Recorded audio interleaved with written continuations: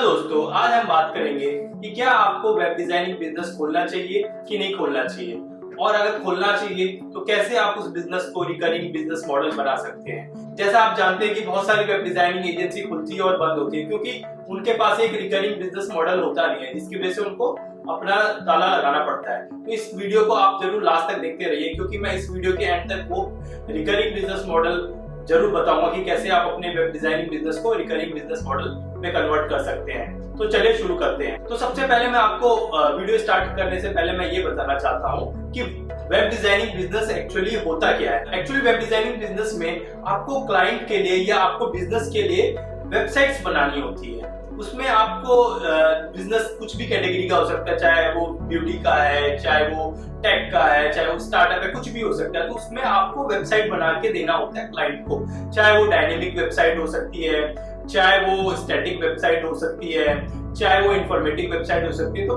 Website के बहुत सारे टाइप्स होते हैं। तो अब आपको ये पता चल गया कि एक्चुअली में वेब डिजाइनिंग बिजनेस में होता है। अब मैं आपको ये बताऊंगा कि वेब डिजाइनिंग बिजनेस एक बहुत कॉम्पिटिटिव बिजनेस है। तो इसमें अगर आपको सरवाइव करना है या आपको अच्छा खासा क्लाइंट लाना है तो आपको कुछ यूनिक तरीके अप्लाई करने पड़ेंगे। जैसे आप क्या कर सकते हैं, आप अपने कस्टमर को स्टार्टिंग में फ्री सर्विस कुछ दे सकते हैं। फॉर एग्जांपल ट्रायल में आप उनको अगर उनकी कोई एग्जिस्टिंग वेबसाइट है तो उनका आप फ्री में ऑडिट कर सकते हैं। कि जैसे ऑडिट करने का मतलब है आप बता सकते हैं कि उनकी वेबसाइट में क्या क्या कमी है, आप क्या क्या इंप्रूवमेंट कर सकते हैं। जैसे उसकी वेबसाइट रिस्पॉन्सिव नहीं है, चाहे उसका यूजर इंटरफेस अच्छा नहीं है, चाहे उनका लोडिंग स्पीड अच्छा नहीं है, आप उस वेबसाइट को एडिट करिए। अगर उनकी कोई एग्जिस्टिंग वेबसाइट है तो ये सर्विस आप फ्री में दे सकते हैं। फिर ये जो फ्रीमियम मॉडल है वो आप अप्लाई कर सकते हैं अगर आपको कंपटीशन से हट के जाना है, क्योंकि आज के दिन में क्या है कि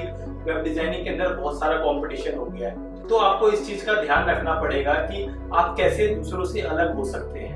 तो आपको अगर दूसरों से अलग होना है तो कुछ ना कुछ नए तरीके जरूर अपनाएं। जैसे ये मैंने आपको बताया वेबसाइट ऑडिट का। दूसरा आप क्या कर सकते हैं, सोशल मीडिया अकाउंट फ्री में बना सकते हैं। तीसरा आप क्या कर सकते हैं, उनका क्या बोलते हैं जो लोगो है वो आप फ्री में बना सकते हैं। स्टार्टिंग में बता रहा हूँ आपको क्लाइंट अट्रैक्ट करने के लिए। ऑब्वियसली लोगों के चार्जेस होते हैं, लेकिन स्टार्टिंग में एक बार क्लाइंट अगर आपको एक्वायर करना है तो आप ये सर्विस दे सकते हैं। तो आप इन स्ट्रेटेजी का जरूर अप्लाई करिए जब आप अपनी वेब डिजाइनिंग एजेंसी खोल रहे हैं। अब मैं आपको ये बताता हूँ कि आपको कैसे स्टार्ट करना है वेब डिजाइनिंग बिजनेस। तो सबसे पहले आपको क्या करना है, आपको अपनी खुद की वेबसाइट बनानी है। ठीक है, आपको अपनी कंपनी की खुद की एक अच्छी खासी वेबसाइट बनानी है, बहुत क्रिएटिव वेबसाइट बनानी है।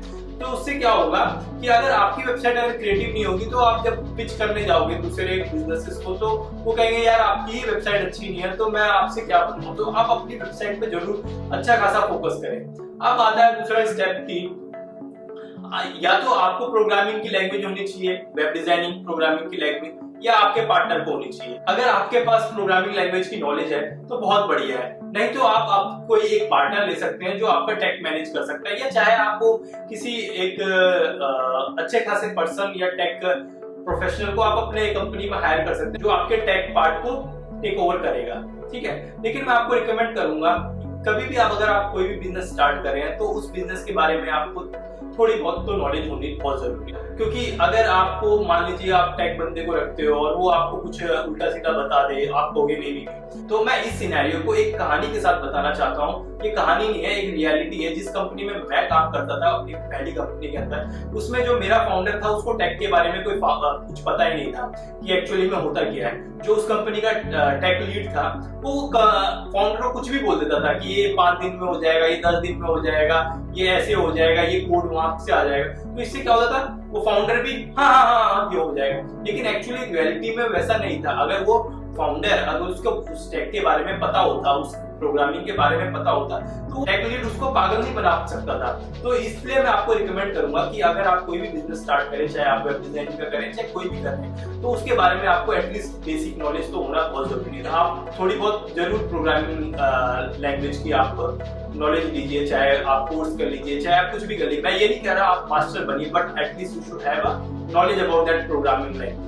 फिर दूसरे स्टेप में आपको क्या करना है, आपको अपनी कंपनी रजिस्टर्ड करवानी है। क्योंकि अगर आप कंपनी रजिस्टर्ड नहीं करवाओगे तो आपको क्या प्रोजेक्ट 10,000, 20,000, 30,000 के आएंगे, लेकिन आपको चाहिए प्रोजेक्ट जिसकी कॉस्ट वैल्यूएशन हो 50 लाख, 60 लाख 70 लाख, तो आपको अपनी कंपनी रजिस्टर्ड करवाना बहुत जरूरी है अगर आपको हाई पेइंग क्लाइंट चाहिए तो। नहीं तो कोई भी हाई पेइंग क्लाइंट आपको नहीं आएंगे अगर आपकी कंपनी रजिस्टर्ड नहीं है, क्योंकि ऑब्वियसली अगर वो कोई अगली पार्टी आपको अगर 50 लाख दे रही है 60 लाख दे रही है तो वो ये वेरीफाई करेगी कि ये कंपनी अच्छी है, ये रजिस्टर्ड है कि नहीं है, कल को भाग तो नहीं जाएगी, क्या है, प्रॉपर डॉक्यूमेंटेशन है कि नहीं है, तो वो आपके पास होना बहुत जरूरी है। तो आप अपनी कंपनी को रजिस्टर्ड करवाएं। अब आता है जो सबसे इंपॉर्टेंट स्टेप है कि आपको क्लाइंट कहाँ से मिलेंगे, आप क्लाइंट कैसे उठाओगे।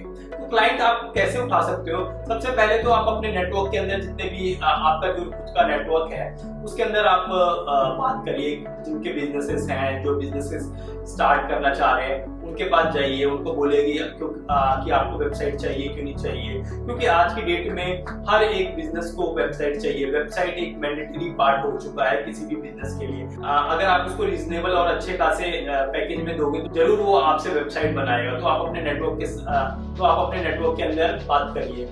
दूसरे स्टेप में आप क्या कर सकते हैं, आप फ्रीलांसिंग वेबसाइट का इस्तेमाल कर सकते हैं, जैसे आपको वर्क, फाइबर, उन पे आप गिग्स बनाइए, आप उन पे प्रोफाइल बनाइए, उनसे बिडिंग करिए, तो वहां से भी आपको अच्छा खासा प्रोजेक्ट आ सकता है।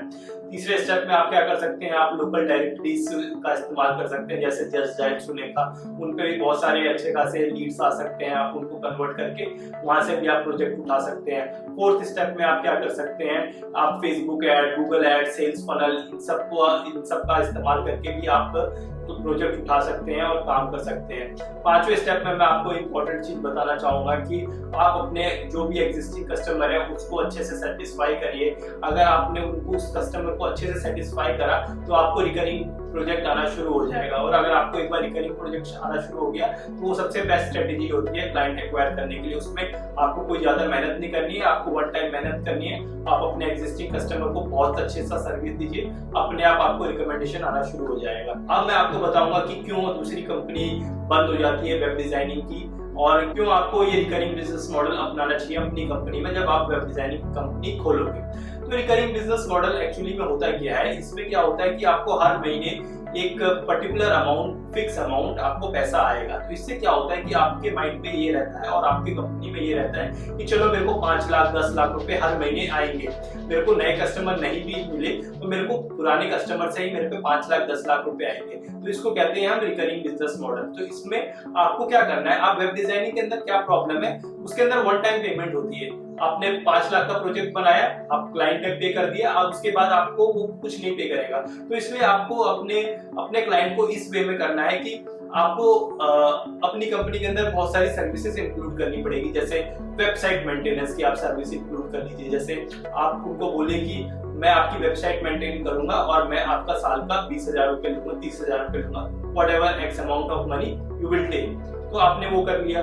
दूसरे स्टेप में आप क्या कर सकते हैं, आप उनको एसईओ की सर्विस दे सकते हैं, क्योंकि आज के टाइम में वेबसाइट तो लोग बनवा लेते हैं बट उनकी वेबसाइट पे लोग आते ही नहीं है। अगर उनकी वेबसाइट पे लोग नहीं आएंगे तो फायदा क्या उसको अपनी वेबसाइट बनाने का। तो आप उनको एसईओ सर्विस दे सकते हैं, तो उससे भी आपको रिकरिंग पैसा आना शुरू हो जाएगा। तीसरे स्टेप में आप क्या कर सकते हैं, आप होस्टिंग का सर्विस भी प्रोवाइड कर सकते हैं। तो क्या हो गया, बहुत सारी कंपनी है, होस्टिंग की कंपनी है जो रीसेलर अकाउंट प्रोवाइड करती है, जैसे होस्टगेटर हो गई, गोडैडी हो गई, वो रीसेलर अकाउंट प्रोवाइड करती है। तो आप अपने उन कंपनी से रीसेलर अकाउंट लीजिए और उनको बेचिए, आपको अच्छा खासा मार्जिन भी मिलेगा। इससे भी आपको अच्छा खासा पैसा रिकरिंग में आना शुरू हो जाएगा। तो ये कुछ तरीके हैं जिससे आप अपने वेब डिजाइनिंग बिजनेस को रिकरिंग बिजनेस में कन्वर्ट कर सकते हैं।